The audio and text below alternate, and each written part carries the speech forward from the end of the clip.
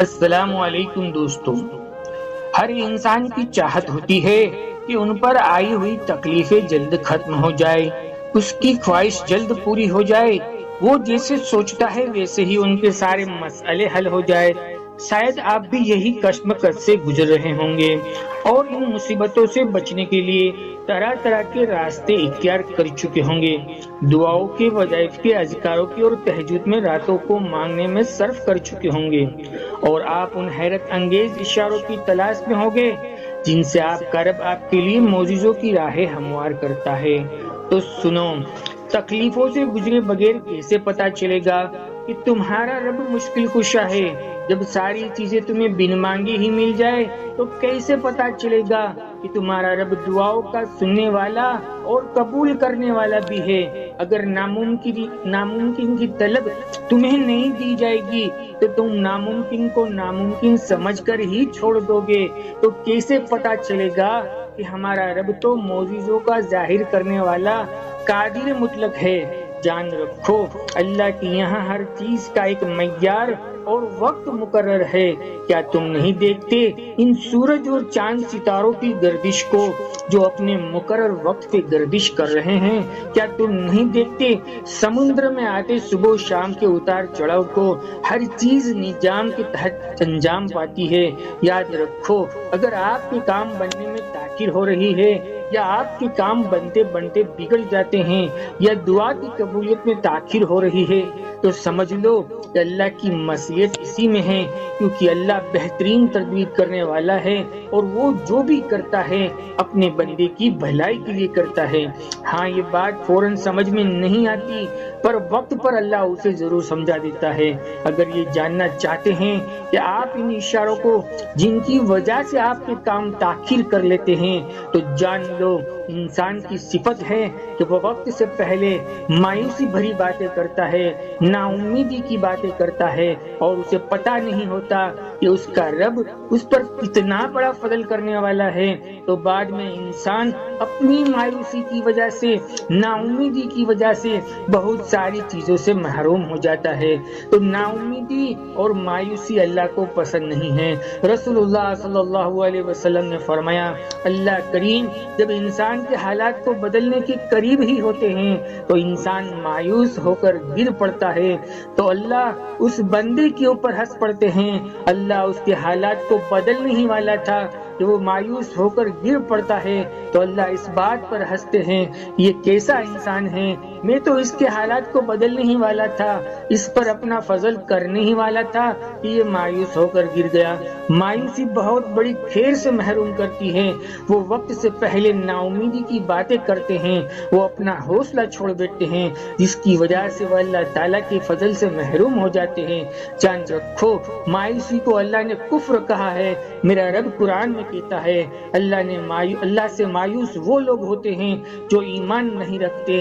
جان لو، مومن کی زندگی میں کبھی کاش نہیں ہوتا، مومن تو صرف کن فیکون پر یقین کرتا ہے۔ جان لو، کن فیکون صرف لفظ نہیں ہے بلکہ یہ اللہ کی حمد ہے۔ جب رب کہتا ہے کن ہو جا تو فیکون یعنی ہو جاتا ہے۔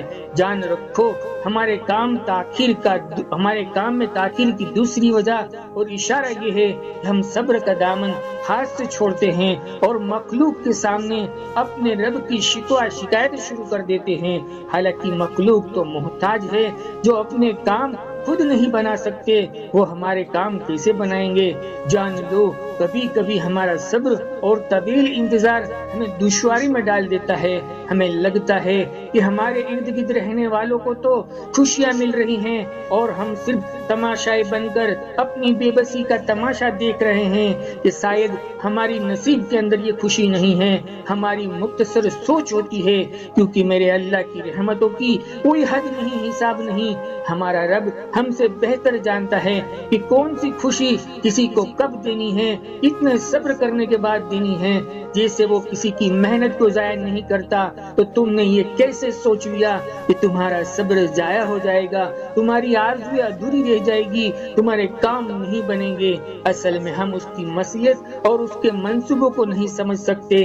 میرا رب قرآن میں فرماتا ہے، تم مدد حاصل کرو صبر اور نماز کے ذریعے، بے شک یہ بڑا دشوار ہے لیکن عاجزی کرنے والوں پر نہیں ہے۔ اور تم کیا نہیں جانتے کہ آسمان اور زمین پر اللہ ہی کی بادشاہت ہے اور تمہارے لیے اللہ کے علاوہ نہ کوئی حامی ہے نہ مددگار۔ اور اے نبی صلی اللہ علیہ وسلم، آپ خوشخبری دے دیجئے جو لوگ صبر کرنے والے ہیں، یہ جان رکھو کہ تمہارا رب اپنے حکم کی تابعداری کرنے والوں کو کبھی بھی بے سکون اور محروم نہیں چھوڑتا ہے۔ جان لو ہم اس رب کی خیر سے کبھی بھی محروم نہیں رہ سکتے جب تک اس رب کی امید پر ہمیشہ قائم ہیں۔ وقت سے پہلے مایوس نہ ہو، ہمت نہ ہارے۔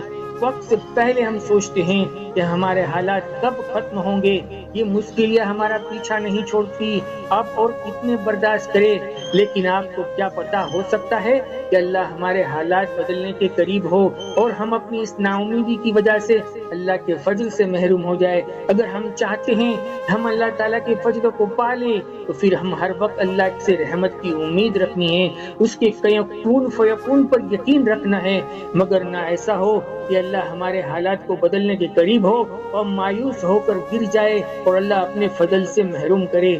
جان لو اللہ مفلس دلوں کو ضرور نوازتا ہے، اس میں وقت کی نوعیت سب کے لیے الگ الگ ہوتی ہے، لیکن نوازشات بڑی کمال کی وہ کرتا ہے۔ مطمئن ہو جائیے، ان قریب اللہ آپ کی ساری حاجتوں کو اپنے خزانہ غیب سے پوری فرمائے گا انشاءاللہ۔ جیسے پتجھڑ کے بعد ہریالی کا نکلنا طے ہے اور دھوپ کے بعد چھاؤں آ ہی جاتی ہے اور رات کے اندھیرے کے بعد دن کا اجالا ہونا ہی ہے، بس یقین کامل رکھو آپ کے لیے ایسی ہی مدد ہوگی اور ایسی ہی راہ کو کھولے گا کہ آپ انہیں دیکھ کر گمان بھی نہ کر سکو گے یہ کام اللہ نے کیسے بنا دیے۔ دوستو ویڈیو سے آپ کو کچھ بھی اچھا محسوس ہوا ہو تو ایک لائک یا کامنٹ کر کے ہمیں ضرور بتائیں، ہماری حوصلہ افزائی کے لیے۔ ہم آپ سبھی بھائی بہن کے لیے دل سے دعا کرتے ہیں اللہ ہر مشکل سے اپنے فضل سے آسان کر دے۔ آپ سبھی دوستوں سے ہم دعا کی درخواست بھی کرتے ہیں، ہمارے لیے بھی دعا فرمائیں۔ جزاک اللہ خیر۔ زندگی رہی انشاءاللہ پھر ملیں گے ایک اور نئے ٹاپک کے ساتھ، تب تک بندے کو اجازت دیجیے۔ اللہ حافظ۔